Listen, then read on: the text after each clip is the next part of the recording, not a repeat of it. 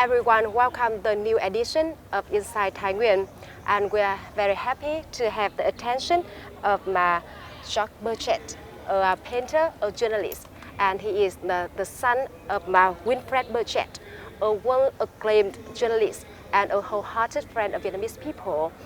Although he passed away in 1983, his support to Vietnamese people still lingers and lives on, and his works of articles and dozens of books still receive the interest of many people in today's society.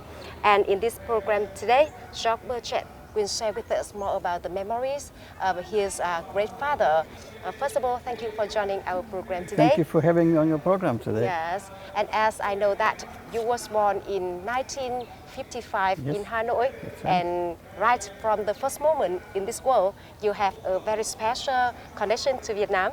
Being born in Hanoi is, of course, very special, but around 65 years ago, my father first visited Vietnam. Yes. And actually, he met President Ho Chi Minh in Nguyen at the Attica. Yes. And interviewed him. Yes. And I was born about a year later.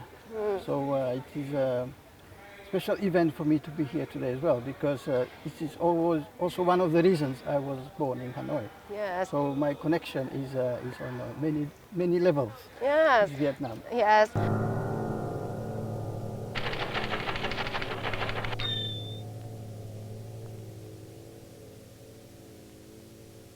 His name is Wilfred BURCHETT. He's an Australian, but he lives in France. A respected international journalist with a lifetime's work behind him, covering wars mostly, 39 to 45, Korea, Vietnam.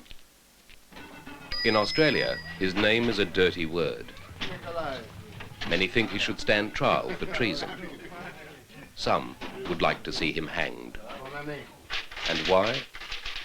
Because for most of his working life, spanning the great post-war confrontations of capitalism versus communism, nationalism versus imperialism, Wilfred BURCHETT chose to report from the other side. In Indochina, colonial France found itself bogged down by a motley group of Vietnamese revolutionaries. The French made the mistake of underestimating their adversaries. It will cost them dearly. 10 years later, the United States will make the same mistake and pay an even greater price. Always sympathetic to the underdog and acting with the instincts of a good journalist, Wilfred BURCHETT, on his way home from Korea, decided to visit Ho Chi Minh's forces.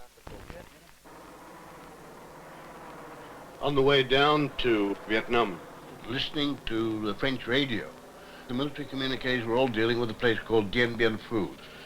The French had occupied this place well behind the Viet Minh lines, and from there they would fan out and actually capture the Viet Minh headquarters. When I got to the headquarters, to my great surprise, there was this legendary figure coming out of the jungle, unmistakable figure with its wispy beard. And sure enough, it was Ho Chi Minh. The French had reported several times that he was killed, but here he was, coming out of the jungle with a cape across his shoulders and with a bamboo walking stick. He came into the hut, and after the formalities of asking about my health, I asked him, what is this place that Dien Bien Phu the French are going on about in every radio broadcast? And he took his hat, his sun helmet, turned it upside down on the table, on the bamboo table, and put his hand, he said, Dien Bien Phu is a big valley. It's surrounded by mountains. The cream of the French expeditionary force are there in that valley. We're around in the mountains. They'll never get out.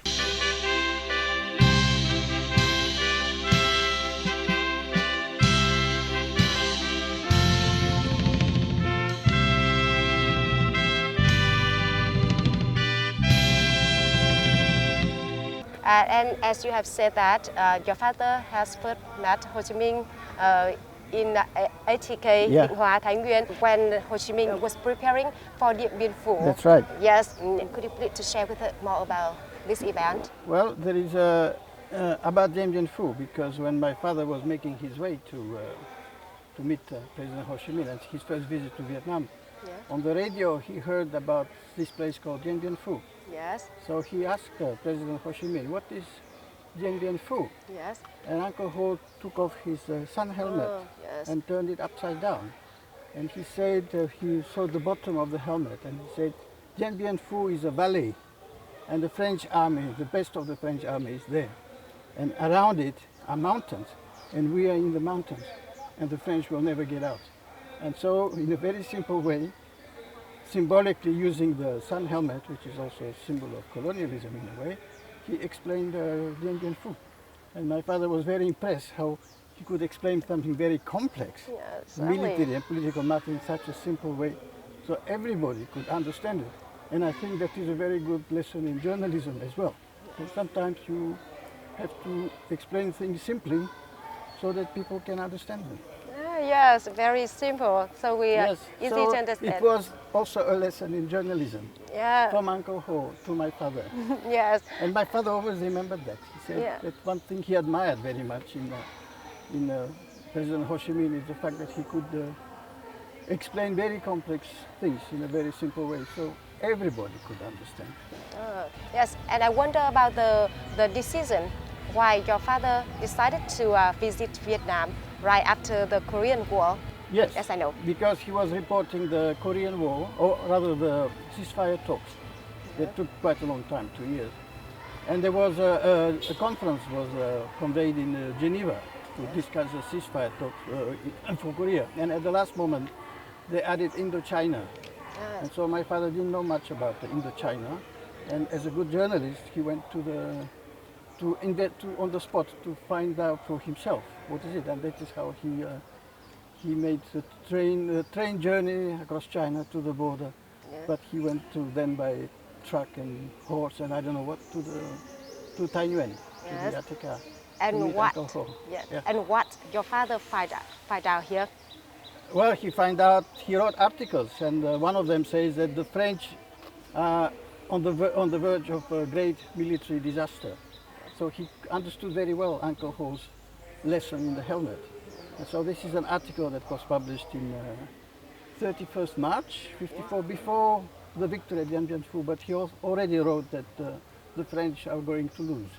Yes. So he was right, as he often was.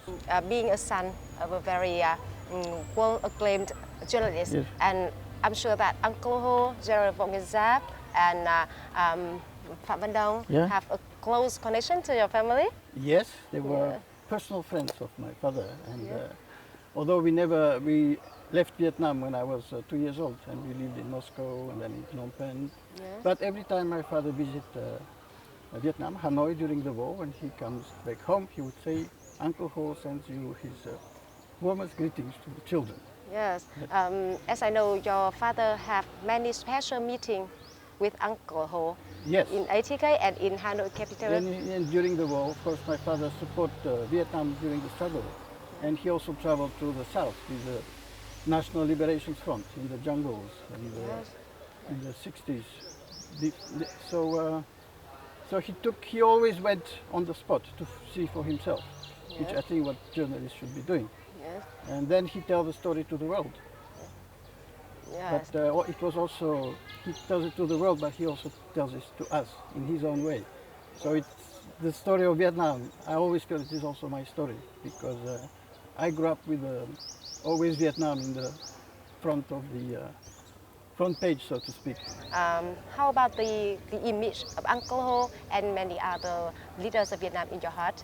Well, Uncle Ho and General Giap, and the Prime Minister and many others are still my heroes to this day, because they, although we live in different times, but in terms of their thinking, in terms of their commitment to their country, and also in terms of the simplicity of their ways, they still inspire me. I look up to them.